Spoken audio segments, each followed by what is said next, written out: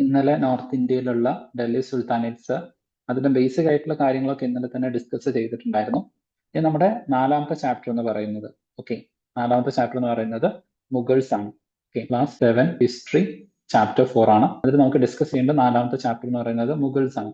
So as it is shown over here 16th to 17th century, almost ഒരു 150+ years India ഭരിച്ചിട്ടുള്ള ഒരു ruling dynasty ആയിരുന്നു Mughals എന്ന് പറയുന്നത്. So first of all നമുക്ക് അവരുടെ ഒരു ക്രൊണോളജിക്കൽ ഓർഡർ മനസ്സിലാക്കി വെക്കണം. ഓക്കെ, സോ ഇന്നലെ നമ്മൾ പറഞ്ഞിട്ടുണ്ടായിരുന്നു 1526 ഇബ്രാഹിം ലോധിയെ പരാജയപ്പെടുത്തിയിട്ടാണ്, okay, in the battle of ഏത് യുദ്ധമായിരുന്നു? ഏത് യുദ്ധത്തിലാണ് അക്ബർ ഇബ്രാഹിം ലോധിയെ പരാജയപ്പെടുത്തി ഇന്ത്യ കീഴടക്കുന്നത്? അതായത് 1526 1526 ഇബ്രാഹിം ലോധിയെ പരാജയപ്പെടുത്തിയിട്ടാണ് ബാബർ ഇന്ത്യയിലേക്ക് കടന്നു വരുന്നത്.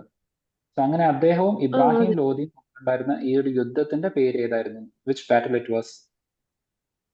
Battle of Panipat. Yes, exactly, Battle of Panipat. Okay, so this was a very significant battle. കാരണം ഞാൻ ഇന്നലെ തന്നെ നിങ്ങളുടെ അടുത്ത് പറഞ്ഞിട്ടുണ്ടായിരുന്നു, UPSC പ്രോബബ്ലി ചോദിക്കാൻ സാധ്യതയുള്ള ഒരു ഏരിയയാണ് like before and after the battle of Panipat. പാനിപ്പത്തിന് ശേഷം എന്ത് സംഭവിച്ചു എന്നുള്ള രൂപത്തിലേക്ക്. ഓക്കെ, സോ ആ ഒരു പെർസ്പെക്റ്റീവ് നമുക്ക് ചോദ്യങ്ങൾ എക്സ്പെക്ട് ചെയ്യാൻ പറ്റുന്നതാണ്. അങ്ങനെ 1526 ബാബർ ഇബ്രാഹിം ലോധിയെ പരാജയപ്പെടുത്തിക്കൊണ്ട് ഇന്ത്യയിലെ മുഗൾ ഭരണത്തിന് തുടക്കം കുറിക്കുകയാണ്. Okay, so the Mughal rule started from the 1526. അതിനുശേഷം നമ്മൾ അതിന്റെ ഒരു എക്സാക്ട് ടൈം പീരീഡ് എടുക്കുകയാണ് എന്നുണ്ടെങ്കിൽ ഓൾമോസ്റ്റ് 1857 വരെ മുഗൾ റൂൾ നിലനിന്നിട്ടുണ്ട്. ഞാൻ ഇന്നലെ പറഞ്ഞ പോലെ Bahadur Shah second, okay, Bahadur Shah second ഈ കാലഘട്ടം വരെ ഉണ്ടായിരുന്നു as a representative of the Mughal till 1857. ഈ ഒരു കാലഘട്ടം എടുക്കുന്ന സമയത്ത് almost it was like 300 years. But അതിന്റെ ഒരു പീക്ക് ടൈം എന്ന് പറയുന്നത് 1707 വരെയായിരുന്നു, അതായത് ഔറംഗസേബിന്റെ ഫോൾ വരെ. സോ 1707 ഔറംഗസേബിന്റെ ഫോൾ ആയിരുന്നു. So from starting of the Babur to the Aurangzeb, ഇതാണ് നമ്മൾ അതിന്റെ ഒരു പീക്ക് ടൈം എടുക്കുന്നത്. എന്ന് വെച്ച് കഴിഞ്ഞാൽ 200 വർഷമായിട്ടില്ല, but it's like almost 180+ years. Okay, 180ഓളം വർഷം വളരെ സ്ട്രോങ് ആയിട്ട് ഇന്ത്യയുടെ നോർത്തേൺ പ്രദേശങ്ങളെ മുഴുവൻ കൺസോളിഡേറ്റ് ചെയ്ത് including some parts of the Pakistan കൺട്രോളിൽ വെച്ചിരുന്ന ഒരു വലിയ രാജവംശമായിട്ട് നിലനിൽക്കാൻ മുഗൾസിന് സാധിച്ചിട്ടുണ്ട്. ഒരു സിംഗിൾ ഡൈനാസ്റ്റിയെ നമ്മൾ എടുക്കുന്ന സമയത്ത് അത്രയും ഒരു ലോങ് പീരീഡ് റൂൾ ചെയ്തിട്ടുള്ള ഡൈനാസ്റ്റികൾ ഇന്ത്യയിൽ വളരെ കുറവാണ്. ഓക്കെ, എക്സെപ്റ്റ് ഇപ്പൊ നമ്മൾ കൺസിഡർ ചെയ്യുകയാണെങ്കിൽ അത്രയും ഒരു ലാർജ് ഏരിയ കൺസിഡർ ചെയ്യുന്ന സമയത്താണ്. അതല്ലാതെ ഒരു കണ്ടിന്യൂസ് ആയിട്ടുള്ള ഒരു ഡൈനാസ്റ്റി ഒക്കെ എടുക്കുന്ന സമയത്ത് അതിൽ ഈവൻ നമുക്ക് ചേര, ചോള ഇതിനൊക്കെ ആഡ് ചെയ്യാം. So they all had like a long period of time. ഇപ്പൊ ചേരയുടെ നമ്മൾ കേരളത്തിന്റെ കേസ് ഒക്കെ എടുക്കുന്ന സമയത്ത് Chera dynasty had like a long period of, പക്ഷെ കേരളത്തിലെ തന്നെ വളരെ ചുരുങ്ങിയ ഒരു ഏരിയ ആണ്. പക്ഷെ ഇവിടെ അങ്ങനെയല്ല, ഒരു ലാർജ് ഏരിയ കൺട്രോൾ ചെയ്തുകൊണ്ട് ഓൾമോസ്റ്റ് ഇത്രയും 180ഓളം വർഷം വളരെ സ്ട്രോങ് ആയിട്ടുള്ള ഒരു പ്രദേശം അല്ലെങ്കിൽ ഒരു ഭരണകൂടമായിട്ട് നിലനിൽക്കുക എന്ന് പറയുന്നത് ദാറ്റ് വാസ് വെരി ഡിഫിക്കൽട്ട്. അത്രത്തോളം ഒരു ലോങ് പീരീഡിൽ നിലനിന്നിട്ടുള്ള ഒരു റൂളിംഗ് എന്ന് പറയുന്നത് ഒരു പക്ഷേ മുഗൾസ് ആയിരിക്കും ആഫ്റ്റർ ദി മൗര്യാസ്. ഓക്കെ, മൗര്യാസിനും even we can consider Guptas also. So മൗര്യാസിനും ഗുപ്താസിനും ശേഷം അത്രയും പ്രബലമായിക്കൊണ്ട് ഇത്രയും ഒരു ലോങ് പീരീഡിലേക്ക് നിലനിന്ന ഒരേ ഒരു രാജവംശം എന്ന് പറയുന്നത് മുഗൾസ് ആയിരുന്നു. അതുകൊണ്ട് തന്നെ Indian history, culture, art, architecture, music ഇവിടേക്കൊക്കെ ഇമ്മൻസ് കോൺട്രിബ്യൂഷൻ ഇവരുടെ ഭാഗത്ത് നിന്ന് ഉണ്ടായിട്ടുണ്ട്. Because of this long lasting period over a extended area of the Indian territory, there were immense contribution in the field of art, architecture, literature, music from the side of the Mughals. Okay, നിങ്ങൾ ചിലപ്പോൾ കേട്ടിട്ടുണ്ടായിരിക്കും Tansen. Okay, അക്ബറിന്റെ സദസ്സിലുണ്ടായിരുന്ന പാട്ടുകാരായിരുന്നു താൻസൻ. അതുപോലെ ബീർബലിനെ കുറിച്ച് നിങ്ങൾ കേട്ടിട്ടുണ്ടായിരിക്കും. Okay, ബീർബലിനെ കുറിച്ച്, താൻസനെ കുറിച്ച്, താൻസന്റെ music എന്നൊക്കെ ചിലപ്പോൾ sometimes you may have heard about. അപ്പൊ താൻസൻ എന്ന് പറയുന്നത് he represented the music. Okay, ഒരു എപ്പിറ്റം ഓഫ് ദി മ്യൂസിക് ആയിരുന്നു ഡ്യൂറിങ് ദാറ്റ് ടൈം. അപ്പം ഇതുപോലെ there were like immense contribution മ്യൂസിക്കിൽ ഉണ്ടായിരുന്നു. Okay, there were like different books from the Birbal. അതല്ലാതെ ഈവൻ ബാബർ, ഹുമയൂൺ, അക്ബർ, ഓക്കെ, ഇവർക്കൊക്കെ ഇവരുടേതായിട്ടുള്ള ഓട്ടോബയോഗ്രഫീസും ഓക്കെ ലൈക്ക് അതുപോലെ തന്നെ ലൈക്ക് ഡിഫറെന്റ് ആയിട്ടുള്ള റൈറ്റിംഗ്സ് അവർ പ്രൊമോട്ട് ചെയ്തതൊക്കെ ആയിട്ടുള്ള ഡിഫറെന്റ് ആയിട്ടുള്ള റൈറ്റിംഗ്സ് അതുണ്ടായിരുന്നു. പിന്നെ അത് കൂടാതെ ഡെഫിനറ്റ്ലി നമ്മൾ ഇന്നലെ പഠിച്ച പോലെ പെയിന്റിങ്സ് ഉണ്ടായിരുന്നു, ആർക്കിടെക്ചർ ഉണ്ടായിരുന്നു. then they constructed different cities. Okay, ഒരുപാട് സിറ്റീസ് ഇവരായിട്ട് കൺസ്ട്രക്ട് ചെയ്തിട്ടുണ്ട്. ഷാജഹാനാബാദ് വരുന്നുണ്ട്. Okay, then comes like Fatehpur Sikri വരുന്നുണ്ട്. ഇങ്ങനെ ഒരുപാട് ബിൽഡിംഗ് ലൈക്ക് സിറ്റീസ്, അതായത് ഇന്നത്തെ നമ്മുടെ ഡൽഹിയുടെ രൂപത്തിലേക്ക് അതിനെ വളർത്തിയെടുക്കുന്നതിൽ they played a very significant role. അപ്പൊ ഇതൊക്കെ നിങ്ങൾക്ക് ഇൻ ടോട്ടൽ ആയിട്ട് UPSC ചോദിക്കുന്ന സമയത്ത് you can write about it, what was the contributions of the Mughals. ഇനി ചിലപ്പം UPSC സാധാരണ ചോദിക്കാറുള്ളത് ഇത്രയും എക്സ്റ്റെൻസീവ് ആയിട്ട്, ഒന്നെങ്കിൽ UPSC ചോദിക്കുന്ന സമയത്ത് ഒന്നെങ്കിൽ ആശാന്റെ നെഞ്ചത്ത് അല്ലെങ്കിൽ കളരിക്ക് പുറത്ത് ഈ ഒരു പാറ്റേൺ UPSC എടുക്കാറുണ്ട്. എന്ന് വെച്ച് കഴിഞ്ഞാൽ ചിലപ്പോൾ UPSC ഒരുപാട് കാര്യം അങ്ങ് ചോദിച്ചു കളയും, ജനറൽ ആയിട്ട് മുഗൾ കോൺട്രിബ്യൂഷൻ അങ്ങ് ചോദിക്കും. അപ്പൊ നമുക്ക് ഒരുപാട് എഴുതാനുണ്ട്. ഓക്കെ, നമുക്ക് വേണമെങ്കിൽ ലൈക്ക് ഓരോരുത്തരുടെയും എടുത്തു വെച്ചുകൊണ്ട് നമുക്ക് എന്ത് ചെയ്യാം, സെപ്പറേറ്റ് ആയിട്ട് എഴുതാൻ പറ്റും. ഓക്കെ, അതായത് ഇപ്പം അക്ബറിന്റെ കേസ് ആണെന്നുണ്ടെങ്കിൽ അങ്ങനെ സെപ്പറേറ്റ് അക്ബറിന്റെ കേസ് മാത്രം എടുത്തുകൊണ്ട് അങ്ങനെ എഴുതാം. ഇനി അതല്ല എന്നുണ്ടെങ്കിൽ സേ ഫോർ എക്സാമ്പിൾ ലൈക്ക് ഓരോ ഫീൽഡുകൾ എടുത്തിട്ട് അങ്ങനെ എഴുതാം, ആർട്ട്, ആർക്കിടെക്ചർ. സോ അങ്ങനെ ഓരോ ഫീൽഡിൽ അങ്ങനെ നമുക്ക് എഴുതാൻ വേണ്ടിയിട്ട് പറ്റും. അപ്പൊ ചിലപ്പോൾ ഇതുപോലെ ഒരുപാട് കണ്ടന്റ് വിത്തിൻ ലൈക്ക് 10 മാർക്ക് അല്ലെ 15 മാർക്കിന്റെ ഉള്ളിലേക്ക് വളരെ കോൺസെൻട്രേറ്റഡ് ആയിട്ട് എഴുതാൻ വേണ്ടിയിട്ട് ആ രൂപത്തിൽ ചിലപ്പോൾ UPSC ചോദിക്കും. അതല്ലെങ്കിൽ വളരെ പെർട്ടിക്കുലർ ആയിട്ട് ഏതെങ്കിലും ഒരു ഫീൽഡ് ഏതെങ്കിലും ഒരാളുടേത് മാത്രം എടുത്ത് ചോദിക്കും. Say for example like Jahangir. Okay, Jahangir and his contribution in the field of painting. അപ്പൊ ആ രൂപത്തിൽ വളരെ നാരോ ആയിട്ടും ചിലപ്പം ചോദിച്ചേക്കാം. അപ്പൊ സ്പെസിഫിക് ആയിട്ട് ജഹാംഗീറിന്റെ കാലഘട്ടത്തിലുള്ള മേജർ ആയിട്ട് അദ്ദേഹം പ്രൊമോട്ട് ചെയ്തിട്ടുള്ള പെയിന്റിങ്സ്, അദ്ദേഹം വരുത്തിയിട്ടുള്ള മാറ്റങ്ങൾ ഇന്നലെ നമ്മൾ കണ്ടിട്ടുണ്ടായിരുന്നു. He introduced this manuscript form. Okay, manuscript form introduce ചെയ്തത് ജഹാംഗീർ ആണ്. ഇന്നലത്തെ ഒരു MCQ പ്രീവിയസ് ഇയർ ക്വസ്റ്റ്യൻ നമ്മൾ അത് കണ്ടിട്ടുണ്ടായിരുന്നു. അപ്പൊ ഇത്തരത്തില് വളരെ സ്പെസിഫിക് ആയിട്ടും ചിലപ്പോൾ എന്ത് ചെയ്തേക്കാം, ചോദ്യങ്ങൾ ചോദിച്ചേക്കാം. അപ്പൊ നമ്മൾ സ്പെസിഫിക് ആയിട്ട് പ്രിപ്പയർ ചെയ്യുന്ന സമയത്ത് ഇതുപോലെ ജനറൽ ആയിട്ടുള്ള ചോദ്യം വരുമ്പോൾ ആൻസർ ചെയ്യാൻ നമ്മുടെ അടുത്ത് കണ്ടന്റ് ഉണ്ടായിരിക്കും. അപ്പം ഈ രൂപത്തിൽ ഒന്നെങ്കിൽ നമ്മൾ ഒരുപാട് കണ്ടന്റ് കുറഞ്ഞ സ്ഥലത്തേക്ക് കൊണ്ടുവരണം, അല്ലെങ്കിൽ വളരെ സ്പെസിഫിക് ആയിട്ടുള്ള കണ്ടന്റുകൾ നമ്മൾ പഠിച്ചു വെക്കണം. അപ്പൊ ഈ രണ്ട് രൂപത്തിലും UPSC ക്വസ്റ്റ്യൻസ് ഫ്രെയിം ചെയ്യാറുണ്ട് എന്നുള്ളത് ജസ്റ്റ് ഒന്ന് മനസ്സിലാക്കി വെക്കാം.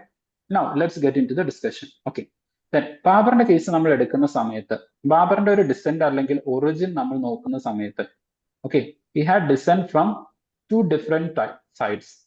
ഓക്കെ, ഫസ്റ്റ് ഒന്ന് ചെങ്കിസ് ഖാന്റെ തലമുറയിൽപ്പെട്ട ഒരാളാണ് ബാബർ.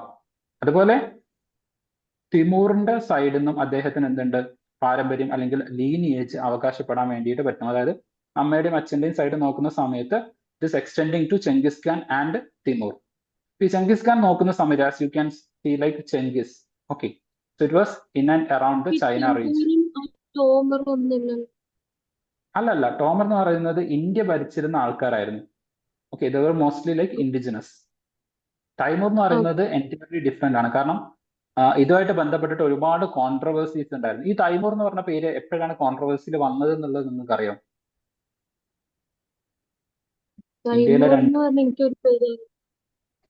എങ്ങനെ? ഒരു ആക്ട്രസിന്റെ മകന്റെ പേര് തൈമൂർ എന്നാണ്. എക്സാക്ട്ലി. ആ സമയത്ത് അതായത് ഇഫ് ഐ എം കറക്റ്റ്, എനിക്ക് തോന്നുന്നു സെയ്ഫ് അലി ഖാൻ ആൻഡ് കരീന. കരീന തന്നെയല്ലേ? കരീനയാണോ? So anyway like Saif Ali Khan, അവരുടെ മകൻ ഈ തൈമൂർ എന്ന് പേരിട്ട സമയത്തായിരുന്നു ഇത് കോൺട്രവേഴ്സിയിലേക്ക് വന്നിട്ടുണ്ടായിരുന്നു. Because Timur is one such person who invaded India in 1398. Okay, 1398 1399 കാലഘട്ടത്തില് തൈമൂർ ഇന്ത്യ കൊള്ളയടിച്ചിട്ടുണ്ടായിരുന്നു. അപ്പൊ ഇന്ത്യ കൊള്ളയടിച്ച ഈ ഒരാളുടെ പേരാണ് സ്വന്തം മകൻ ഇട്ടത് എന്നുള്ള രൂപത്തില് ആ ഒരു ആക്ഷേപം നിലനിന്നിട്ടുണ്ടായിരുന്നു. Okay, so that's why this name came in to the controversy, Taimur എന്ന് പറയുന്ന പേര്. ബട്ട് ഈ മുഗൾസ് ഒരിക്കലും ചെങ്കിസ് ഖാന്റെ തലമുറക്കാരാണ് എന്ന് പറഞ്ഞിട്ടുണ്ടായിരുന്നു. Even though they were like actually a descendants of the Genghis Khan, they were like Mongols. Okay, Mongolia പേര് നിങ്ങൾ കേട്ടിട്ടുണ്ടായിരിക്കും. So Mongols, from there the name come Mughal. അപ്പൊ അവർക്ക് ഒരിക്കലും ഈ ചെങ്കിസ് ഖാന്റെ തലമുറക്കാരാണ് എന്ന് പറയാൻ ഒട്ടും താല്പര്യം ഉണ്ടായിരുന്നില്ല. Because he committed a lot of crimes. Okay, ഒരുപാട് ക്രൈംസ്, ഒരുപാട് മേർഡേഴ്സ്, ഇന്നസെന്റ് ആയിട്ടുള്ള ലാർജ് സ്കെയിൽ ആയിട്ട് ആൾക്കാർ എന്ത് ചെയ്തിട്ടുണ്ടായിരുന്നു, കൊന്നൊടുക്കിയിട്ടുണ്ടായിരുന്നു. ബിക്കോസ് ഓഫ് ദാറ്റ് ഈ മുഗൾസിന് ഒരിക്കലും ഈ ഒരു മൊങ്കോൾ എന്ന് പറയുന്ന ഇവരുടെ ഒരു ലീനിയേജിനോട് ഒട്ടും താല്പര്യം ഉണ്ടായിരുന്നില്ല. പക്ഷെ തൈമൂറും ആളെ മോശമൊന്നുമല്ല. He also killed many people. But Taimur ചെയ്തിട്ടുള്ള ഒരു കാര്യം എന്ന് പറയുന്നത് ഹി കോൺക്വയർഡ് ഇന്ത്യ. അപ്പൊ ഇന്ത്യ കീഴടക്കിയ തൈമൂർ എന്ന് പറയുന്ന ആ ഒരു ലീനിയേജ് മുഗൾസിന് കുറെ കൂടെ ഇഷ്ടമായിരുന്നു. ഓക്കെ, അതായത് അവരുടെ പിതാക്കന്മാര് ഈ പറയുന്ന തൈമൂർ ഇന്ത്യ കീഴടക്കിയിട്ടുണ്ടായിരുന്നു എന്ന് പറയുന്നത് they were like pride, they had this proud. Okay, അപ്പൊ ആ രൂപത്തിൽ തൈമൂറിന്റെ പിന്തുടർച്ചക്കാരാണ് എന്നുള്ള രൂപത്തിലായിരുന്നു അവർ പലപ്പോഴും പ്രൊജക്ട് ചെയ്തിട്ടുണ്ടായിരുന്നത്. ഈ സൈഡ് അവർ കംപ്ലീറ്റ്ലി നെഗ്ലക്ട് ചെയ്തിട്ടുണ്ടായിരുന്നു. ഇനി ഈ ഒരു ടൈം പീരീഡ് നിങ്ങൾ ശ്രദ്ധിക്കുക. ഓക്കെ, ഈ ടൈം പീരീഡിൽ ഇന്ത്യ ഭരിച്ചിരുന്ന സുൽത്താനേറ്റ് അല്ലെങ്കിൽ ഡൽഹി സുൽത്താനേറ്റ് ഏതായിരുന്നു? 1398 1399 സമയത്ത് ഇന്ത്യ ഭരിച്ചിരുന്ന ഡൈനാസ്റ്റി ഏതായിരുന്നു? ഹസ്ന, ഇനി ഐഡിയ ഇന്നലത്തെ ക്ലാസ്സിൽ ശ്രദ്ധിച്ച് കേട്ടിട്ടുണ്ടെങ്കിൽ ചിലപ്പോൾ ഉത്തരം പറയാൻ പറ്റേണ്ടതാണ്. ഇനി ഐഡിയ? തുഗ്ലക്. ഓർമ്മയില്ല സർ. Okay fine. അതായത് ലൈക്ക് ജസ്റ്റ് അതൊരു ഇനീഷ്യൽ ആയതുകൊണ്ടാണ്, just follow it and repeatedly read it. Okay, so as Sumayya said it was Tughlaq. Okay, Tughlaq ആയിരുന്നു. ഓക്കെ, സ്റ്റാർട്ടിങ് ഫ്രം 1320 to 1440 ഇത്രയും ഒരു കാലഘട്ടം നമ്മൾ ഇന്നലെ പറഞ്ഞിട്ടുണ്ടായിരുന്നു. തുഗ്ലക്കിന്റെ പീരീഡ് ആണ് പറഞ്ഞിട്ടുണ്ടായിരുന്നു. അപ്പം ഈ ഒരു ടൈം പീരീഡ് നിങ്ങൾ നോക്കുന്ന സമയത്ത് you can see that this time period belongs to Tughlaq time period. ഇന്നലെ ഞാൻ നിങ്ങൾക്ക് മോഡൽ ക്വസ്റ്റ്യൻ കാണിച്ചു തന്ന സമയത്ത് അവിടെ 3 പേരുടെ നെയിംസ് നിങ്ങൾ പ്രത്യേകം ശ്രദ്ധിക്കണം എന്ന് പറഞ്ഞിട്ടുണ്ടായിരുന്നു. One was Alauddin Khilji, second was Muhammad bin Tughlaq. അപ്പം ഈ 2 പേരുടെയും റിലേറ്റ് ചെയ്ത് വന്നിട്ടുണ്ടായിരുന്നു. എസ്പെഷ്യലി മുഹമ്മദ് ബിൻ തുഗ്ലക്കിന്റെ ആയിട്ട് റിലേറ്റ് ചെയ്ത് വന്നിട്ടുണ്ടായിരുന്ന ഒരു ക്വസ്റ്റ്യൻ ഉണ്ടായിരുന്നു, റിപ്പീറ്റ് ആയിട്ട് വന്നിട്ടുള്ള ചോദ്യം. 2021 2022 ആ ക്വസ്റ്റ്യൻ റിപ്പീറ്റ് ചെയ്തിട്ടുണ്ടായിരുന്നു എന്ന് ഞാൻ പറഞ്ഞു. അപ്പൊ മുഹമ്മദ് ബിൻ തുഗ്ലക്കിന്റെ കാലഘട്ടത്തിലെ നോർത്ത് വെസ്റ്റ് ഇന്ത്യയിലെ ചില ഭാഗങ്ങൾ ആക്രമിച്ച് കീഴടക്കപ്പെട്ടിട്ടുണ്ടായിരുന്നു എന്നായിരുന്നു ആ സ്റ്റേറ്റ്മെന്റ് രണ്ട് കേസിലും.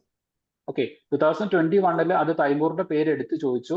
Okay, Timur invaded north western part of the India during the time of the Muhammad bin Tughlaq. പക്ഷെ 2022 വന്ന സമയത്ത് ജനറൽ ആയിട്ടാണ് ചോദിച്ചത്, north western part of the India during the time of the Muhammad bin Tughlaq some part of the north west India was lost to foreigners. അങ്ങനെയാണ് general ആയിട്ടായിരുന്നു 2022 ചോദിച്ചിട്ടുണ്ടായിരുന്നത്. Okay, so ഇങ്ങനെ ഈ 2 questions ഞാൻ ഇന്നലെ നിങ്ങൾക്ക് കാണിച്ചു തന്നിട്ടുണ്ടായിരുന്നു. അപ്പൊ UPSC same questions, same theme, same concept repeat ചെയ്യും എന്നൊക്കെ ഞാൻ ഇന്നലെ പറഞ്ഞിട്ടുണ്ടായിരുന്നു. അപ്പം ഇത് നിങ്ങൾ ഇങ്ങോട്ടേക്കാണ് കണക്ട് ചെയ്യേണ്ടത്. ഓക്കെ, സോ എന്റെ ക്വസ്റ്റ്യൻ ഇതാണ്. ഈ കാലഘട്ടത്തിൽ, ഓക്കെ, അതായത് 1398 1399 ഈ സമയത്ത് മുഹമ്മദ് ബിൻ തുഗ്ലക് ഉണ്ടായിരുന്നു? He was not there. Okay, so ഈ കാലഘട്ടത്തിൽ ഇന്ത്യ ഭരിക്കുന്നത് ഈവൻ ദോ തുഗ്ലക്സ് ആയിരുന്നെങ്കിൽ പോലും അവിടെ ഉണ്ടായിരുന്ന ഭരണാധികാരി എന്ന് പറയുന്നത് ഓക്കെ, അത് മുഹമ്മദ് ബിൻ തുഗ്ലക്ക് ആയിരുന്നില്ല. അത് ജസ്റ്റ് ഒന്ന് എന്ത് ചെയ്യുക, ഓർത്ത് വെക്കുക. ഓക്കെ, സോ അതുകൊണ്ട് ഇതുമായിട്ട് ബന്ധപ്പെടുത്തിയിട്ടായിരുന്നു ആ സമയത്ത് ചോദ്യം ചോദിച്ചിട്ടുണ്ടായിരുന്നത്. ഓക്കെ, സോ ആ ഒരു കാര്യം ക്ലിയർ ആണോ? സർ അതൊന്നുകൂടെ പറയോ, വ്യക്തമായില്ല. ഓക്കെ, അതായത് ഇത് ഞാൻ പറഞ്ഞത് ഇന്നലെ ഞാൻ ഈ ഒരു ക്വസ്റ്റ്യൻ ഡിസ്കസ് ചെയ്തിട്ടുണ്ടായിരുന്നു എന്നുള്ള ആസ്പെക്ട്സിൽ പറഞ്ഞൊരു കാര്യമാണ്. ഓക്കെ, അതായത് മുഹമ്മദ് ബിൻ UPSC 2021 22 റിപ്പീറ്റ് ആയിട്ട് ചോദിച്ചിട്ടുണ്ടായിരുന്ന ഒരു ചോദ്യമായിരുന്നു, north western part of the India during the time of the Muhammad bin തുഗ്ലക്കിന്റെ കാലഘട്ടത്തിൽ north western part of India foreign ഇൻവേഷന് വിധേയമായിട്ടുണ്ട് എന്നുള്ള രൂപത്തിലുള്ള സ്റ്റേറ്റ്മെന്റ് ഈ 2 വർഷവും UPSC റിപ്പീറ്റ് ആയിട്ട് പ്രിലിംസ് എക്സാമിനേഷനിൽ ചോദിച്ചിട്ടുണ്ടായിരുന്നു. ഓക്കെ, അപ്പം ഈ ചോദ്യം UPSC എങ്ങനെ ഫ്രെയിം ചെയ്തു എന്ന് നിങ്ങൾ ആലോചിക്കുന്ന സമയത്ത് 1320 1414 ഈ കാലഘട്ടത്തിലാണ് തുഗ്ലക്സ് ഭരിച്ചിരുന്നത് എന്ന് നമുക്കറിയാം. അപ്പം ഈ കാലഘട്ടത്തിനുള്ളിൽ വരുന്ന 1398 99 കാലഘട്ടത്തിലാണ് തൈമൂർ ഇന്ത്യ എന്ത് ചെയ്യുന്നത്, ആക്രമിക്കുന്നത്. അപ്പം UPSC നമ്മളെ കൺഫ്യൂഷൻ ആക്കാൻ വേണ്ടിയിട്ട് നമുക്ക് അറിയാവുന്ന ബേസിക് ആയിട്ട് അറിയാവുന്ന ഫാക്ട്സ് ഇതായിരിക്കും. ഇവിടെ തുഗ്ലക്സ് ഉണ്ട് എന്നുള്ളത് അറിയാം, തൈമൂർ വരുന്ന ഒരു കാലഘട്ടം ഇതാന്നുള്ളത് അറിയാം. അപ്പൊ അതുമായിട്ട് കണക്ട് ചെയ്തിട്ട് മുഹമ്മദ് ബിൻ തുഗ്ലക്കിനെ വെച്ചുകൊണ്ടാണ് ചോദ്യം ചോദിച്ചിട്ടുണ്ടായിരുന്നത്. ഓക്കെ, മുഹമ്മദ് ബിൻ തുഗ്ലക്കിന്റെ കാലഘട്ടത്തിൽ തൈമൂർ ഇന്ത്യ അറ്റാക്ക് ചെയ്തു എന്നുള്ള രൂപത്തിലായിരുന്നു ചോദ്യം ചോദിച്ചിട്ടുണ്ടായിരുന്നത്. But that statement was wrong. ആ സ്റ്റേറ്റ്മെന്റ് റോങ് ആയിരുന്നു. ഓക്കെ, അതിന് കാരണം എന്താണെന്ന് വെച്ച് കഴിഞ്ഞാൽ നിങ്ങൾ നോക്കിയാൽ മനസ്സിലാവും, ഇത് ഈ പറയുന്ന തുഗ്ലക് ഡൈനാസ്റ്റിയുടെ ടുവേർഡ്സ് ദ എൻഡ് ആണ്. ഓക്കെ, 1399 എന്ന് പറയുമ്പോൾ 1400 അടുത്ത കാലഘട്ടമാണ്. ഓക്കെ, അപ്പൊ അതുകൊണ്ട് തന്നെ ഈ ഒരു സ്റ്റേറ്റ്മെന്റ് റോങ് ആയിരുന്നു. ഈ ഒരു കാലഘട്ടത്തിൽ ഇന്ത്യ ഭരിച്ചിരുന്ന തുഗ്ലക് ഡൈനസ്റ്റി അല്ലെങ്കിൽ തുഗ്ലക് ഭരണാധികാരി ആരായിരുന്നു എന്ന് ചോദിച്ചു കഴിഞ്ഞാൽ that was Nizamuddin. Okay, Nizamuddin Tughlaq ആയിരുന്നു. നിസാമുദ്ദീൻ മഹ്മൂദ് തുഗ്ലക്, അങ്ങനെയായിരുന്നു അദ്ദേഹത്തിന്റെ ഒരു ഫുൾ നെയിം വരുന്നത്. ഓക്കെ, ഇപ്പൊ ക്ലിയർ ആണോ? അതായത് ഈ ഗിയാസുദ്ദീൻ മുഹമ്മദ് ഫിറോസ് ഇവർക്ക് 3 ശേഷം. അതെ, ഫിറോസ് ഷാ തുഗ്ലക് എന്ന് പറയുന്നത് ഏകദേശം ഒരു 1380 അടുത്ത കാലഘട്ടം ആയപ്പോഴേക്കും ഫിറോസ് ഷാ തുഗ്ലക് മരിച്ചിട്ടുണ്ട്. പിന്നീട് ഡിഫറെന്റ് ആയിട്ടുള്ള ഭരണാധികാരികൾ പലരും എന്ത് ചെയ്യുന്നുണ്ട്, അധികാരത്തിലേക്ക് വരുന്നുണ്ട്. അങ്ങനെ ഇദ്ദേഹത്തിന്റെ ഈ ഒരു പിന്തുടർച്ചയിൽ നിസാമുദ്ദീൻ മുഹമ്മദ് തുഗ്ലക്ക്. ഓക്കെ, സോ നിസാമുദ്ദീൻ മുഹമ്മദ് തുഗ്ലക്ക് ഇദ്ദേഹം വരുന്ന സമയത്താണ് തൈമൂർ 1399 ഇന്ത്യ ആക്രമിക്കുന്നതും ഈ പറയുന്ന രൂപത്തിൽ ഡൽഹി വരെ കീഴടക്കുന്നതും ഒക്കെ. Okay okay. ഓക്കെ, അപ്പൊ അതൊരിക്കലും മുഹമ്മദ് ബിൻ തുഗ്ലക്ക് അല്ല എന്നുള്ളത് ഓർത്ത് വെക്കുക. രണ്ടിലും മുഹമ്മദ് ഉണ്ട്, മുഹമ്മദ് തുഗ്ലക്ക് ഉണ്ട്. ഇവിടെ മുഹമ്മദ് ബിൻ തുഗ്ലക്ക് ആണ്, ഇവിടെ നിസാമുദ്ദീൻ മുഹമ്മദ് തുഗ്ലക്ക് ഈ ഒരു രൂപത്തിലാണ്. അപ്പൊ ആ പേരിന്റെ സാദൃശ്യം വെച്ചുകൊണ്ടാണ് UPSC എന്ത് ചെയ്തത്, നമ്മളെ കൺഫ്യൂസ് ആക്കാൻ വേണ്ടിയിട്ട് ചോദ്യം ചോദിച്ചിട്ടുണ്ടായിരുന്നത്. Okay, so by okay logic sir. തന്നെ നിങ്ങൾക്ക് വേണമെങ്കിൽ അത് എലിമിനേറ്റ് ചെയ്യാം. കാരണം മുഹമ്മദ് ബിൻ തുഗ്ലക്ക് എന്ന് പറയുന്നത് he was very strong. Okay, അതായത് നമ്മൾ ഏറ്റവും പ്രധാനപ്പെട്ട ആൾക്കാരെയായിരുന്നു പഠിച്ചിട്ടുണ്ടായിരുന്നത്, ഗിയാസുദ്ദീൻ തുഗ്ലക്ക്, മുഹമ്മദ് ബിൻ തുഗ്ലക്ക്, പിന്നെ ഫിറോസ് ഷാ തുഗ്ലക്ക്. അപ്പൊ ഇതിൽ മുഹമ്മദ് ബിൻ തുഗ്ലക്ക് എന്ന് പറയുന്നത് ഹി വാസ് സ്ട്രോങ്. അപ്പൊ അങ്ങനെ സ്ട്രോങ് ആയിട്ടുള്ള ഒരാൾ നിൽക്കുന്ന സമയത്ത് പുറത്തുനിന്ന് ഒരാൾക്ക് വന്നിട്ട് ആക്രമിക്കുക എന്ന് പറയുന്നത് ഇറ്റ് ഇസ് നോട്ട് ലോജിക്കൽ. അങ്ങനെ വേണമെങ്കിൽ നിങ്ങൾക്ക് എന്ത് ചെയ്യാം, ആ ഒരു സ്റ്റേറ്റ്മെന്റ് എലിമിനേറ്റ് ചെയ്യാവുന്നതാണ്. ഓക്കെ, സോ നമുക്ക് again ആളുടെ ഭരണകാലത്ത് ഡൽഹിന്ന് മറ്റേ സൗത്തിലേക്ക് വന്നിരുന്നില്ലേ? വന്നിട്ടുണ്ടായിരുന്നു. പക്ഷേ അതേ സമയത്ത് തന്നെ അതൊരു തെറ്റായ തീരുമാനമായിരുന്നു എന്ന് മനസ്സിലാക്കിയിട്ട് തിരിച്ചു പോവുകയും ചെയ്തിട്ടുണ്ടായിരുന്നു. ഓക്കെ, അതായത് പുറത്തുനിന്നുള്ള അപ്പൊ ആ ഇൻവേഷൻസ് ഒരു ചെറിയ കൺസിഡർ ചെയ്യുമ്പോൾ അങ്ങനെ കൺസിഡർ ചെയ്യുമ്പോൾ ലൈക്ക് അങ്ങനെ നമുക്ക് കൺസിഡർ ചിന്തിക്കാൻ പറ്റുന്ന കാര്യമാണ്. But at the same time അദ്ദേഹത്തിനെ സേഫ് ആക്കാൻ വേണ്ടിയിട്ടാണ് ഡൽഹിയിൽ നിന്ന് താഴത്തേക്ക് ഓക്കെ എന്ത് ചെയ്തത്, കർണാടക പ്രദേശത്തേക്ക് വന്നിട്ടുണ്ടായിരുന്നത്. ഡൽഹി ടു ലൈക്ക് കർണാടകയിലേക്ക് അദ്ദേഹം മൂവ് ചെയ്യാനുള്ള ഒരു കാരണം എന്ന് പറയുന്നത് അദ്ദേഹത്തിന്റെ സേഫ്റ്റിക്ക് വേണ്ടിയിട്ടാണ്. But he didn't compromise on the border security. ബോർഡറിൽ അദ്ദേഹം സൈന്യത്തിനെ നിയമിച്ചിട്ടുണ്ടായിരുന്നു. ഓക്കെ, അപ്പം മുഹമ്മദ് ബിൻ തുഗ്ലക്ക് പോലുള്ള ഒരു ഭരണാധികാരി ആകുമ്പോൾ ഒരു സ്ട്രോങ് റൂളർ തന്നെയായിരുന്നു. ഡെഫിനറ്റ്ലി ഇവിടുന്ന് ഇങ്ങോട്ടേക്ക് ആ സമയത്ത് ഒരുപാട് ഇൻവേഷൻസ് വന്നിട്ടുണ്ട്. ബട്ട് സ്ട്രോങ് ആയിട്ടുള്ള ഇൻവേഷൻസ് ഒന്നും വന്നിട്ടുണ്ടായിരുന്നില്ല. ഇതിനൊക്കെ ലൈക്ക് ഇവർ ചെറുത്ത് നിർത്തിയിട്ടുണ്ട്. പക്ഷേ ഈ ഒരു കമ്മ്യൂണിക്കേഷൻ ഗ്യാപ്പ് മനസ്സിലാക്കി അദ്ദേഹം തിരിച്ചിങ്ങോട്ടേക്ക് തന്നെ വന്നിട്ടുണ്ടായിരുന്നു. Okay, it didn't take too much time. Within like 2 or 3 years ഈ ഒരു എൻറ്റയർ സാധനം അദ്ദേഹം കംപ്ലീറ്റ് ആക്കിയിട്ടുണ്ടായിരുന്നു. Okay. Okay, now coming to the Taimur. അങ്ങനെ 1399 തൈമൂർ എന്ത് ചെയ്യുന്നുണ്ട്, ഇന്ത്യ ആക്രമിക്കുന്നുണ്ട്. അങ്ങനെ ഇന്ത്യയുടെ ഡൽഹി വരെയുള്ള പ്രദേശങ്ങളൊക്കെ പിടിച്ചെടുക്കുന്നുണ്ട്. ഈ ഒരു തൈമൂറിന്റെ ആക്രമണമാണ് 1414 തുഗ്ലക് ഡൈനസ്റ്റി ഇല്ലാതാകുന്നതിന് കാരണമാകുന്നത്. അങ്ങനെ തൈമൂർ 1399 ലൈക്ക് അദ്ദേഹം തിരിച്ചു പോകുന്നുണ്ട്. എന്നാൽ പിന്നീട് കുറച്ചു കാലത്തേക്കൊക്കെ എന്ത് ചെയ്യുന്നുണ്ട്, ഈ തുഗ്ലക്കിന്റെ ഭരണാധികാരികൾ നിലനിൽക്കുന്നുണ്ട്. എന്നാൽ പിന്നീട് 1414 ആകുന്ന സമയത്ത് തൈമൂർ അപ്പോയിന്റ് ചെയ്ത് പോയിട്ടുള്ള ഇവിടെ ഉണ്ടായിരുന്ന like kisser Khan, okay, kisser Khan എന്ന് പറയുന്ന ഒരു അംബാസഡർ എന്ന് നമുക്ക് പറയാം. ഓക്കെ, ഇപ്പൊ നമ്മൾ ഇന്ത്യ വിദേശ രാജ്യങ്ങളിലേക്കൊക്കെ അംബാസഡർമാരെ അയക്കാറുണ്ടല്ലോ. അപ്പൊ അത്തരത്തിലുള്ള ഒരു അംബാസഡർ അദ്ദേഹം ഇവിടെ അപ്പോയിന്റ് ചെയ്തിട്ടുണ്ടായിരുന്ന ഒരു അംബാസഡർ ഈ become A very powerful person. Okay, ഒരു വളരെ പവർഫുൾ ആയിട്ടുള്ള ഒരു പേഴ്സൺ ആയിട്ട്, ഒരു റൂളർ ആയിട്ട് കിസർ ഖാൻ പതുക്കെ ഉയർന്നു വരികയാണ്. ആ കിസർ ഖാൻ പിന്നീട് എന്ത് ചെയ്യുന്നുണ്ട്, ഈ തുഗ്ലക് ഡൈനാസ്റ്റീസിനെ പുറത്താക്കിയിട്ട് അദ്ദേഹത്തിന്റെ ഭരണം സ്ഥാപിക്കുകയാണ്. ഓക്കെ, അങ്ങനെ അദ്ദേഹം സ്ഥാപിക്കുന്ന ഭരണമാണ് സയ്യിദ് ഡൈനാസ്റ്റി ആയിട്ട് മാറുന്നത്. ഓക്കെ, ഡൈനാസ്റ്റി ആയിട്ട് മാറുന്നത്. ഈ ഒരു 1399 ഈ ഒരു കാലഘട്ടം ഓർത്ത് വെക്കുക. And the relation between Timur and the Babur എന്ന് ഓർത്ത് വെക്കുക.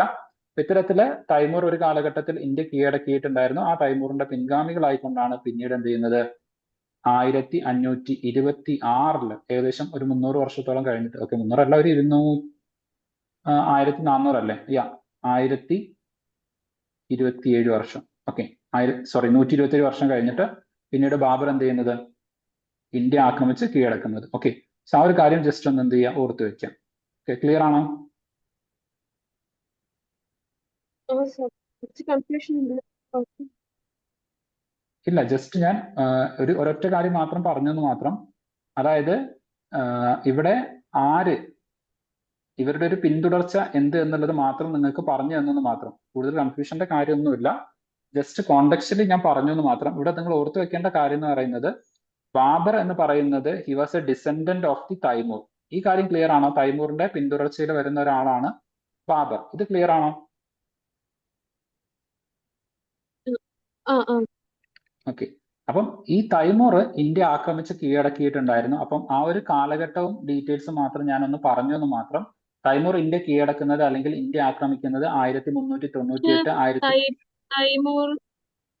തൈമൂറിന്റെ ആ സമയത്താണ് സാർ പറഞ്ഞു ഖിസർ ഖാൻ സംതിങ് സയ്യിദ് ഡൈനാസ്റ്റി. അപ്പൊ അത് കഴിഞ്ഞ് ലോധി സയ്യിദ് ഡൈനാസ്റ്റിയും വരുന്നുണ്ടല്ലോ.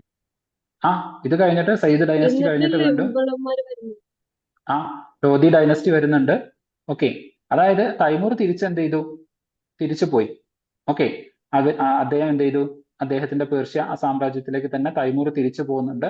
അങ്ങനെ ഒരുപാട് വർഷക്കാലം 1399 തൈമൂർ തിരിച്ചു പോകുന്നു. വീണ്ടും ഒരുപാട് കാലഘട്ടം കഴിയുന്നു, ഏകദേശം ഒരു 1490 സംതിങ്, ഓക്കെ, 1490 സംതിങ് ആകുന്ന കാലഘട്ടത്തിലാണ് എന്ത് ചെയ്യുന്നത്, ബാബർ അധികാരത്തിലേക്ക് വരുന്നത്. ഓക്കെ, അങ്ങനെ ബാബർ അധികാരത്തിലേക്ക് വരുന്നു. അതേ കാലഘട്ടത്തിൽ ഇന്ത്യയിൽ സയ്യിദ് ഡൈനസ്റ്റി വരുന്നു. സയ്യിദ് ഡൈനസ്റ്റിക്ക് ശേഷം ലോധി ഡൈനസ്റ്റി വരുന്നുണ്ട്. ഓക്കെ, അങ്ങനെ ഈ ലോധി ഡൈനസ്റ്റിയിലെ അവസാനം ഒരേ കാലഘട്ടമാണ്. അതായത് ഇത് ഇന്ത്യക്ക് പുറത്ത് നടക്കുന്ന കാര്യമാണ്. 1399 ഇതൊക്കെ പേർഷ്യയിൽ നടക്കുന്നതാണ്. തൈമൂർ തിരിച്ചു പോയിട്ട് പേർഷ്യയിൽ എത്തുന്നു. പേർഷ്യയിൽ നിന്ന് പിന്നീട് ലൈക്ക് അദ്ദേഹത്തിന്റെ മക്കള് അങ്ങനെ ആ ഒരു പിന്തുടർച്ചയിൽ പിന്നീട് 1490 ആകുന്ന സമയത്ത് ബാബർ അധികാരത്തിലേക്ക് എത്തുന്നു. Okay, it's A long period. അപ്പൊ ഇത് നടക്കുന്നത് പുറത്ത്, ഇന്ത്യയുടെ പുറത്താണ്. ആ സമയത്ത് ഇന്ത്യയുടെ ഉള്ളില് ഈ തൈമൂർ സയ്യിദ് ഡൈനാസ്റ്റിയും എങ്ങനെ സയ്യിദ് ഡൈനാസ്റ്റി ഇന്ത്യക്ക് പുറത്ത് എന്നാണോ ഉദ്ദേശിച്ചത്? അല്ല, സയ്യിദ് ഡൈനാസ്റ്റി ഇന്ത്യയുടെ ഉള്ളിൽ നടക്കുന്നതാണ്. ഓക്കെ, സയ്യിദ് ഡൈനാസ്റ്റി ഇന്ത്യയുടെ ഉള്ളിൽ നടക്കുന്നു. തൈമൂർ തിരിച്ചു പോകുന്നു. ഓക്കെ, തൈമൂർ ഇന്ത്യ 1398 ആക്രമിച്ച് കീഴടക്കി. 1399 അദ്ദേഹം തിരിച്ചു പോകുന്നു. 1398 ഇന്ത്യ ആക്രമിച്ചു. 1399 ഇവിടെ മുഴുവൻ കൊള്ളയടിച്ചിട്ട് അദ്ദേഹം തിരിച്ചുപോയി. അപ്പൊ ഇത് ഔട്ട്സൈഡ് ഇന്ത്യയാണ്, ഇത് ഔട്ട്സൈഡ് ആണ്, ഇത് ഇൻസൈഡ് ഇന്ത്യയാണ്. അങ്ങനെ തൈമൂർ എന്ത് ചെയ്തു, ഇവിടെ ഖിസർ ഖാനെ അദ്ദേഹത്തിന്റെ പ്രതിനിധിയായിട്ട് അംബാസഡറായിട്ട് അപ്പോയിന്റ് ചെയ്യുന്നു. അങ്ങനെ അദ്ദേഹം തിരിച്ചു പോന്നു. ഓക്കെ, അങ്ങനെ അദ്ദേഹം തിരിച്ചുപോയി. ഇനി ഇദ്ദേഹത്തിന്റെ പിൻഗാമികൾ ആരും പിന്നീട് ഇന്ത്യ ആക്രമിക്കാൻ വേണ്ടിയിട്ട് വരുന്നില്ല. ഓക്കെ, ഇദ്ദേഹത്തിന്റെ പിൻഗാമികൾ ആരും പിന്നീട് ഇന്ത്യ ആക്രമിക്കാൻ വരുന്നില്ല. ഇദ്ദേഹത്തിന്റെ കാലഘട്ടം പിന്നീട് ഒരുപാട് മക്കളൊക്കെ ഉണ്ടായിട്ട് പിന്നീട് ഒരുപാട് വർഷങ്ങൾക്ക് ശേഷം 1526 കാലഘട്ടമാകുന്ന സമയത്ത് ബാബർ വരുന്നു. ഓക്കെ, ഇന്ത്യ ആക്രമിക്കാൻ വേണ്ടിയിട്ട്. അതിനിടയ്ക്ക് ഇദ്ദേഹത്തിന് ഉണ്ടായിട്ടുണ്ടായിരുന്ന ലൈക്ക് മക്കളോ കൊച്ചുമക്കളോ പേരമക്കളോ അങ്ങനെ ഈ തലമുറയിൽ വേറെ ആരും പിന്നെ ഇന്ത്യ ആക്രമിക്കാൻ മാത്രം സ്ട്രോങ് ആയിട്ടുള്ള ഒരു റൂളേഴ്സ് പിന്നെ ഉണ്ടായിട്ടില്ല. ഓക്കെ, അപ്പൊ ഇത് കംപ്ലീറ്റ്ലി ഔട്ട്സൈഡ് ഇന്ത്യ ആയിരുന്നു. അപ്പൊ ആ സമയത്ത് ഇദ്ദേഹം അപ്പോയിന്റ് ചെയ്ത ഖിസർ ഖാൻ ഇവിടെ ഉണ്ട്. പക്ഷെ ഇന്ത്യക്കുള്ളിൽ വീണ്ടും ചില സംഭവ വികാസങ്ങൾ, പൊളിറ്റിക്കൽ ഡെവലപ്മെന്റ്സ് നടക്കുകയാണ്. അതായത് സയ്യിദ് ഡൈനസ്റ്റിനെ പുറത്താക്കിയിട്ട് വീണ്ടും ആര് വരുന്നു, ലോധി ഡൈനസ്റ്റി വരുന്നു. ഓക്കെ, അപ്പൊ അപ്പോഴേക്കും എന്ത് ചെയ്തു, ഈ പറയുന്ന തൈമൂറിന് ഇവിടെയുള്ള കൺട്രോൾ നഷ്ടപ്പെട്ടു. ഓക്കെ, അതായത് ഇപ്പൊ നമ്മൾ പണ്ട് ലൈക്ക് അദ്ദേഹം ഈ തൈമൂർ ഇത്രയും പ്രദേശങ്ങളൊക്കെ കീഴടക്കിയിട്ടുണ്ടെന്നുള്ളത് ഇദ്ദേഹത്തിന്റെ മക്കൾക്കോ കൊച്ചുമക്കൾക്കോ ഒന്നും പിന്നെ വലിയ ഐഡിയ ഇല്ല. കാരണം ഇവിടുന്ന് അങ്ങോട്ടേക്ക് പിന്നെ കമ്മ്യൂണിക്കേഷൻ കട്ടായി. തൈമൂർ പോയ സമയത്തൊക്കെ ഇറ്റ്സ് ഓക്കെ ഫൈൻ, ഇവിടെ കമ്മ്യൂണിക്കേഷൻസ് ഉണ്ടായിരിക്കും. പിന്നെ ഇത്രയും ഒരു ലോങ് ഏരിയ ആയതുകൊണ്ട് പിന്നെ കമ്മ്യൂണിക്കേഷൻ ഉണ്ടാവില്ല.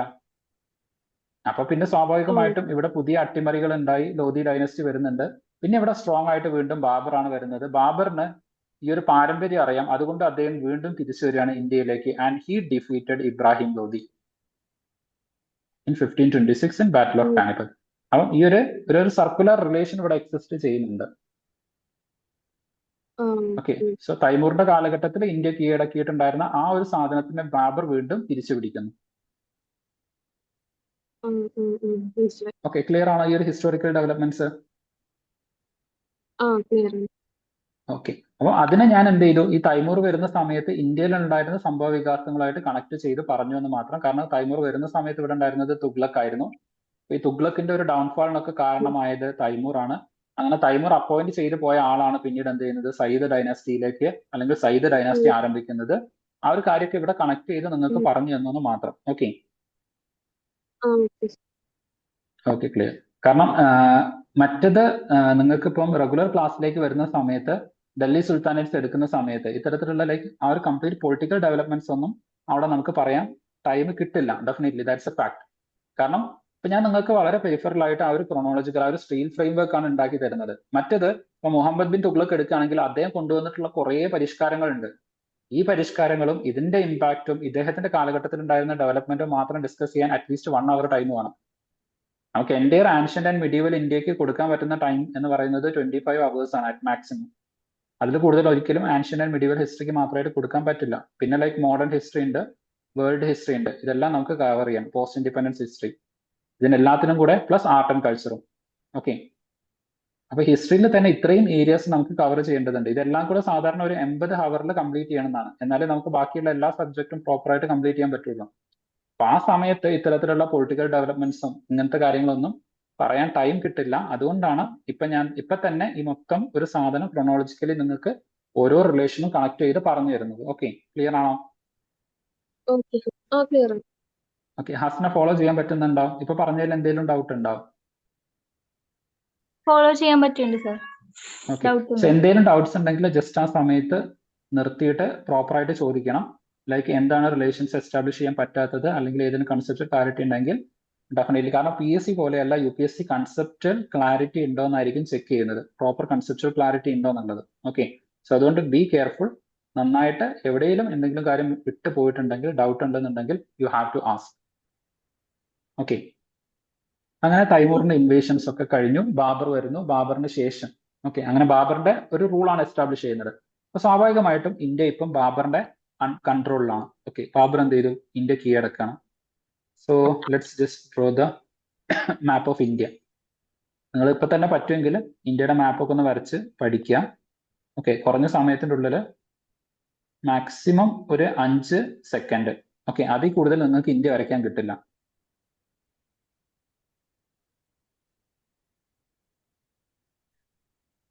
ലൈക്ക് ഇത് ഡിജിറ്റൽ പെൻ ആയിട്ടാണ്, അല്ലെങ്കിൽ കുറച്ചുകൂടെ ബെറ്റർ ആയിട്ട് ഇന്ത്യ വരയ്ക്കാൻ പറ്റുമായിരുന്നു. ഓക്കെ, സോ ഇന്ത്യ നന്നായിട്ട് തന്നെ വരച്ചു പഠിക്കുക. കാരണം മാപ്പ് വരച്ചിട്ട് ഇപ്പൊ ലൈക്ക് ജോഗ്രഫിയുടെ കേസ് ആയാലും, ഡിസാസ്റ്റർ മാനേജ്മെന്റ് ആയാലും, ഇന്റേണൽ സെക്യൂരിറ്റി ആയാലും, അതുപോലെ like India and nearby states ആയിട്ടുള്ള ഡിപ്ലോമാറ്റിക് റിലേഷൻസ് ആയാലും, ഇനി ഹിസ്റ്ററി ആയാലും, ഇവിടെയൊക്കെ നിങ്ങൾക്ക് മാപ്പ് വരച്ച് അടയാളപ്പെടുത്തേണ്ടി വരും. ഓക്കെ, അതുകൊണ്ട് മാപ്പ് നന്നായിട്ട് വരച്ച് പഠിച്ചോളാം. അറ്റ്ലീസ്റ്റ് 4 GS പേപ്പർ കൂട്ടിയിട്ട് അതിൻ്റെ അകത്ത് ഒരു 5 or 6 മാപ്പ് നിങ്ങൾക്ക് വരയ്ക്കേണ്ടി വരും. So be careful. Even environment and എക്കോളജിയിൽ ആൾസോ. ഓക്കെ, ഏതെങ്കിലും പ്രധാനപ്പെട്ട ജോഗ്രഫിക്കൽ സൈറ്റ്സ്, ലൊക്കേഷൻസ് ഒക്കെ ഉണ്ടെങ്കിൽ, ഇനി അതല്ലെങ്കിൽ ചില സമയത്ത് ലൈക്ക് പൊല്യൂഷൻസ് അടയാളപ്പെടുത്താണ്ടാവും. ഇപ്പൊ ലൈക്ക് ഇന്ത്യയിലെ ഏറ്റവും കൂടുതൽ നോക്കുകയാണെന്നുണ്ടെങ്കിൽ ഗ്രൗണ്ട് വാട്ടർ പൊല്യൂഷൻ വരുന്നത് പഞ്ചാബ്, ഹരിയാന ഈ ഒരു പ്രദേശത്താണ്. ഓക്കെ, അതുപോലെ ലൈക്ക് നമ്മുടെ യുറേനിയം പൊല്യൂഷൻസ്, ഓക്കെ, അല്ലെങ്കിൽ ആന്റിമണി പൊല്യൂഷൻസ് ഇങ്ങനത്തെ ഒക്കെ വരുന്നത് ലൈക്ക് വെസ്റ്റ് ബംഗാളിൽ വരുന്നുണ്ട്. ദെൻ ഗ്രൗണ്ട് വാട്ടർ ഷോർട്ടേജ് വരുന്ന ഏരിയാസ്. അപ്പൊ ഇത്തരത്തിൽ ഓരോ ഏരിയ നമുക്ക് അടയാളപ്പെടുത്തേണ്ടതായിട്ട് വരും. ഓക്കെ, ദെൻ വാട്ടർ ഷോർട്ടേജ് വരുന്ന ഏരിയ ആണ് ഈ പറയുന്ന പ്രദേശങ്ങൾ എന്ന് പറയുന്നത്. ദെൻ ഫ്ലഡ് വരുന്ന ഏരിയാസ് നമുക്ക് അടയാളപ്പെടുത്തേണ്ടി വരും. ഓക്കെ, എസ്പെഷ്യലി ലൈക്ക് ഹിമാലയൻ പ്രദേശങ്ങൾ, ദെൻ ഈ ഒരു പ്രദേശം especially because of the Brahmaputra, then Kerala വരുന്നുണ്ട്. അപ്പൊ ഇങ്ങനെ ഓരോന്നും മാപ്പ് വരച്ചിട്ട് ലൊക്കേഷൻ മാർക്ക് ചെയ്തുകൊണ്ട് നിങ്ങൾക്ക് മെയിൻസിൽ ആൻസർ എഴുതേണ്ടി വരും. സോ മാപ്പ് നന്നായിട്ട് വരച്ച് പഠിക്കുക. എപ്പോഴൊക്കെ നിങ്ങൾക്ക് മാപ്പ് വരയ്ക്കാൻ ഒരു ചാൻസ് കിട്ടുന്നുണ്ടോ അപ്പോഴൊക്കെ മാപ്പ് വരച്ചിട്ട് തന്നെ അടയാളപ്പെടുത്തിയിട്ട് പഠിക്കാൻ വേണ്ടിയിട്ട് ശ്രമിക്കുക. Okay, let's get in to the discussion. ഇപ്പൊ നമ്മൾ ഡൽഹിയിലേക്ക് ഇപ്പൊ നമുക്ക് പുതിയൊരു ഭരണാധികാരിയെ കിട്ടിയിരിക്കുകയാണ്. ഓക്കെ, അതായത് ബാബർ. സോ ബാബർ ഡൽഹി പിടിച്ചടക്കിയതോട് കൂടിയിട്ട് എന്ത് സംഭവിച്ചിട്ടുണ്ടായിരിക്കും? എന്ത് മാറ്റമാണ് ഇപ്പം നമുക്ക് കാണാൻ വേണ്ടിയിട്ട് പറ്റുക? What changes? നിങ്ങൾ തന്നെ ജസ്റ്റ് ഒന്ന് ആലോചിച്ച് നോക്കുക. ഓക്കെ, മെയിൻ ആൻസേഴ്സിൽ നിങ്ങൾ തന്നെ പോയിന്റ് ക്രിയേറ്റ് ചെയ്യേണ്ടി വരും. എല്ലാ പോയിന്റ്സും നമുക്ക് എന്താ പറയാ പഠിപ്പിച്ച് തന്നിട്ട് നമ്മൾ സാധാരണ എക്സാമിനേഷൻ, ഇപ്പൊ യൂണിവേഴ്സിറ്റി എക്സാം അല്ലെങ്കിൽ +1 +2 ഡിഗ്രി ലെവലിലുള്ള എക്സാം പോലെ നമ്മൾ പഠിച്ചു പോയ സാധനം അവിടെ പോയിട്ട് എഴുതുകയല്ല UPSC എക്സാമിനേഷൻ. നമ്മൾ പഠിച്ച ഇൻഫർമേഷൻ വെച്ച് ക്രിയേറ്റീവ് ആയിട്ട് ആലോചിച്ചിട്ട് നമ്മൾ അവിടുന്ന് കണ്ടന്റ് എന്ത് ചെയ്യണം, ഫൈൻഡ് ഔട്ട് ചെയ്തിട്ട് ലോജിക്കൽ ആൻസേഴ്സ് കൊടുക്കണം. സോ ഇവിടെ ഞാൻ നിങ്ങളുടെ അടുത്തൊരു ചോദ്യം ചോദിക്കുകയാണ്. ബാബർ ഈ ഇന്ത്യയുടെ ഡൽഹി പിടിച്ചടക്കിയതോട് കൂടിയിട്ട് പിന്നീട് എന്താണ് like what changes it brought? എന്ത് ചേഞ്ച് കൊണ്ടുവന്നെന്നാണ് നമുക്ക് പറയാൻ പറ്റുക? Cultural change. Yes, definitely cultural changes നമുക്ക് തീർച്ചയായിട്ടും പറയാൻ വേണ്ടിയിട്ട് പറ്റും. Okay, so the first and the most important thing, cultural ആസ്പെക്ട്സിലേക്ക് വരുന്ന സമയത്ത് ഒരു Indo Persian culture. Okay, the emergence of the Indo Persian culture, ഇതിന്റെ ഒരു എമർജൻസ് സ്റ്റാർട്ട് ചെയ്യുന്നുണ്ട്. Okay, then what else? Hasna, any one point if possible?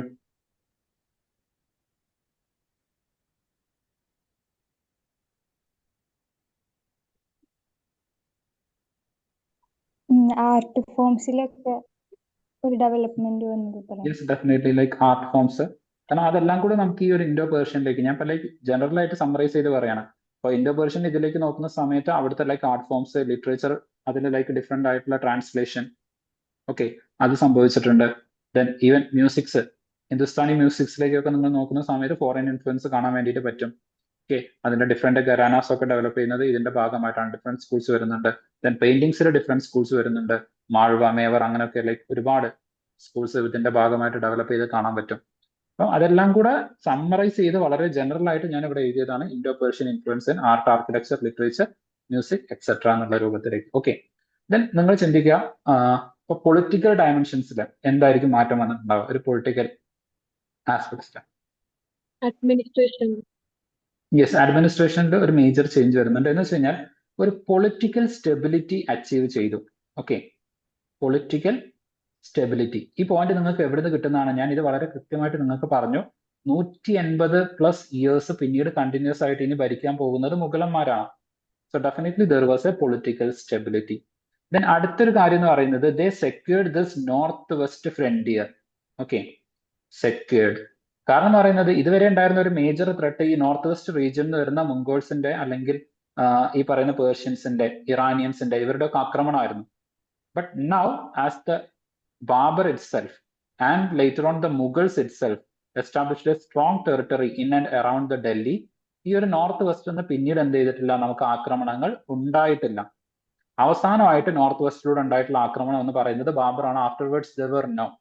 പിന്നീട് വരുന്ന ആക്രമണം എന്ന് പറയുന്നത് ഇതുവഴിയാണ്. ഓക്കെ, ഓർ ലൈക്ക് പക്ഷെ അതിന് ഇതിനു മുന്നേ മുമ്പ് ആക്രമണങ്ങൾ നടത്തിയിരുന്നതും ഈ മംഗോൾസുകാരും തൈമൂസ് അവരൊക്കെ ഇവരുടെ ആൾക്കാർ തന്നെയാണ്. ആയിരുന്നു ഡെഫിനറ്റ്ലി. ഓക്കെ, ഇപ്പൊ നമ്മൾ സയ്യിദ് ഡൈനസ്റ്റി എന്ന് പറയുന്ന പിന്നെ വേറെ സമയത്ത് ആരും സയ്യിദ് ഡൈനസ്റ്റി എന്ന് പറയുന്നതിന് നമ്മൾ സെക്കൻഡ് അഫ്ഗാൻ ഡൈനസ്റ്റി എന്നാണ് പറയാറ്. കാരണം ഫസ്റ്റ് ഡൈനസ്റ്റി എന്ന് പറയുന്നത് Lodhi dynasty, sorry Sur dynasty. Okay, ഇവിടുത്തെ ഫസ്റ്റ് അഫ്ഗാൻ ഡൈനസ്റ്റി എന്ന് പറയുന്നത് ലൈക്ക് ലോധി ഡൈനസ്റ്റിയാണ്. ഓക്കെ, അപ്പം ഇവരെ അഫ്ഗാൻ ഡൈനസ്റ്റി എന്നാണ് പറയുന്നത്. അപ്പൊ ആ രൂപത്തില് പുറത്തു നിന്നുള്ള ആൾക്കാർ തന്നെയായിരുന്നു അതിനു മുമ്പ് നമുക്ക് ഇങ്ങോട്ടേക്ക് ആക്രമണം ഉണ്ടായിരുന്നത്. ലൈക്ക് അഫ്ഗാൻ ഉണ്ടായിരുന്നു. ഓക്കെ, അഫ്ഗാനിൽ വന്ന ആൾക്കാരായിരുന്നു ലോധി ഡൈനസ്റ്റി എന്ന് പറയുന്നത്. ദെൻ അതുപോലെ തന്നെ ലൈക്ക് പേർഷ്യ ഉണ്ടായിരുന്നു, ഇറാൻ ഉണ്ടായിരുന്നു, മംഗോൾ ഉണ്ടായിരുന്നു. എല്ലാവർക്കും ഇന്ത്യ ആക്രമിച്ച് കീഴടക്കണം എന്നുള്ള ആഗ്രഹം ഉണ്ടായിരുന്നു. ഡെഫിനറ്റ്ലി ഇവരുടെ പിന്മുറക്കാരും ഇവരുടെ ലൈക്ക് ഇൻ ആൻഡ് അറൌണ്ട് ഉള്ള ഏരിയയിലുള്ള ആൾക്കാരൊക്കെ തന്നെയായിരുന്നു ഇന്ത്യ ആക്രമിച്ചിട്ടുണ്ടായിരുന്നത്. അതിൽ അവസാനം എത്തുന്നത് ബാബറാണ്. ഓക്കെ, 1526 ആ ഒരു ഇയർ ഒന്ന് ഓർത്ത് വെക്കുക. ഇനി അതേ സമയത്ത് 1498 വാസ്കോഡ ഗാമ കപ്പൽ ഇറങ്ങുന്നുണ്ട്. സോ ദിസ് ചേഞ്ചസ് ഇന്ത്യയുടെ നോർത്തിലും സൗത്തിലും നടക്കുന്ന ചേഞ്ചസ് നന്നായിട്ടൊന്ന് വാച്ച് ചെയ്യുക. So here the Portuguese is coming and here the Mughals are coming and establishing their rules. അപ്പം പോർച്ചുഗീസ് വന്നതിന് ശേഷമാണ് ആക്ച്വലി മുഗൾസ് വരുന്നത് എന്നതും കൂടെ ഒന്ന് ഓർത്ത് വെക്കും. Okay, now let's get into here. അപ്പം പിന്നീട് എന്ത് ചെയ്തു? They secured the north west frontier. North west frontier നന്നായിട്ട് സെക്യൂർ ചെയ്യുന്നതിന് വേണ്ടിയിട്ടും അവർക്ക് സാധിച്ചു. ഓക്കെ, ഇനി വേറെ എന്തെങ്കിലും നമുക്ക് ഇതിൽ കോൺട്രിബ്യൂഷൻസ് ആയിട്ട് പറയാൻ പറ്റുമോ? Anything else? സാർ ഇന്നലെ GDP-ന്റെ കാര്യം പറഞ്ഞു. Yes, definitely. ഓക്കെ, അതായത് ആ ഒരു കാലഘട്ടത്തിലേക്ക് നമ്മൾ നോക്കുകയാണ് എന്നുണ്ടെങ്കിൽ സ്വാഭാവികമായിട്ടും ഈ ഒരു സ്റ്റെബിലിറ്റി കാരണം, പൊളിറ്റിക്കൽ സ്റ്റെബിലിറ്റി കാരണം there were economic and social prosperity, economic ഗ്രോത്തും അതുപോലെ തന്നെ ലൈക്ക് സോഷ്യൽ പ്രോസ്പെരിറ്റിയും ഉണ്ടായിട്ടുള്ള ഒരു കാലഘട്ടമായിരുന്നു ഇത് എന്ന് പറയുന്നത്. ഇനി സ്വാഭാവികമായിട്ടും ആലോചിക്കുക, ഇന്ത്യയുടെ ഉള്ളിൽ വന്നിട്ട് ഇദ്ദേഹം ഇവിടെ ഭരണം സ്ഥാപിക്കുന്ന സമയത്ത് അദ്ദേഹത്തിന് ഈ ഡിഫറെന്റ് പ്രദേശങ്ങളിൽ ഇൻ ആൻഡ് അറൌണ്ട് ആയിട്ട് ഒരുപാട് ചെറിയ ചെറിയ നാട്ടുരാജ്യങ്ങളെ നേരിടേണ്ടതായിട്ടുണ്ടായിരിക്കും, ഇല്ലേ? ഓക്കെ, അത്തരത്തിലുള്ള നാട്ടുരാജ്യങ്ങളെ മുഴുവൻ ഇദ്ദേഹം കീഴടക്കുന്നുണ്ട്. ഓക്കെ, ഇവരുമായിട്ട് എന്ത് ചെയ്യുന്നുണ്ട്? ആക്രമണം നടത്തിയിട്ട് അവരെ കീഴടക്കാൻ വേണ്ടിയിട്ട്. കംപ്ലീറ്റ് ആയിട്ട് ബാബറിന് സാധിക്കുന്നില്ല. കാരണം 1526 എത്തുന്ന അദ്ദേഹം 1530 ആകുമ്പോഴേക്കും മരണപ്പെടുന്നുണ്ട്. ഓക്കെ, ബാബർ മരിക്കുന്നുണ്ട്. 4 വർഷം കിട്ടിയിട്ടുള്ളൂ. So he could not consolidate the Mughal empire. Mughal എംപയറിനെ കൺസോളിഡേറ്റ് ചെയ്ത് എൻലാർജ് ചെയ്യാൻ വേണ്ടിയിട്ട് അദ്ദേഹത്തിന് സാധിച്ചിട്ടില്ല. ഒരു ഫൗണ്ടേഷൻ ഇടാൻ വേണ്ടിയിട്ട് മാത്രമേ ബാബറിന് സാധിച്ചിട്ടുണ്ടായിരുന്നുള്ളൂ. ബട്ട് എനിവേ അദ്ദേഹം ആദ്യം തന്നെ ചെയ്തിട്ടുണ്ടായിരുന്നത് രജപുത്സ്. ഓക്കെ, രജപുത് കോൺഫെഡറസി ഉണ്ടായിരുന്നു. ഈ രജപുത്സിനെ ആക്രമിച്ചിട്ട് അവരുടെ ഒരു സുപ്രീമസി ഇല്ലാതാക്കിയത് ഇദ്ദേഹമാണ്. അല്ലെങ്കിൽ പിന്നീട് വരുന്ന മുഗൾ അഡ്മിനിസ്ട്രേഷൻ കാരണം രജപുത്സിന്റെ ആ ഒരു അധികാരം കുറഞ്ഞു വരുന്നതായിട്ട് നമുക്ക് കാണാൻ പറ്റും. കാരണം അവരെ പല സമയത്തായിട്ട് അവരായിട്ട് ആക്രമണങ്ങൾ ഉണ്ടാകുന്നുണ്ട്. അവരുടെ ഒരു പവർ ക്ഷയിക്കുന്നതിന് ഇത് കാരണമായിട്ടുണ്ട്. ഓക്കെ, അത് ക്ലിയർ ആണോ?